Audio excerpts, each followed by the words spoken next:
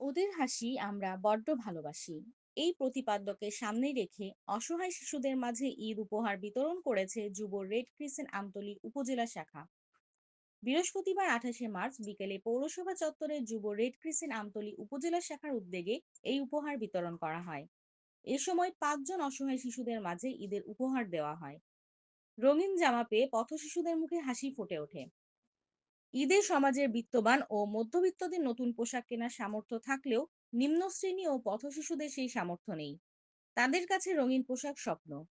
খালি গায়ে ও ছেঁড়া কাপড় পরেই তারা ঘুরে বেড়ায়। এবারে ঈদে তাদের স্বপ্নকে বাস্তবে রূপ দিয়েছে যুব রেড ক্রিসেন্ট। যুব রেড ক্রিসেন্ট আমতলী উপজেলা শাখার সদস্যরা বলেন, অসহায় পথশিশু ও দরিদ্রদের মুখে যখন আমাদের উপহারের হাসি ফুটে ওঠে, তখন আমাদের আয়োজন সার্থক হয়। আমরা অসহায় ও হতদরিদ্রদের আনন্দের মাঝে আমাদের ঈদের আনন্দ খুঁজে পাই। ভবিষ্যতে আরো মানুষের মুখে হাসি ফোটানোর জন্য কাজ করবে যুব রেড ক্রিসেন্ট আমতলী উপজেলা শাখা।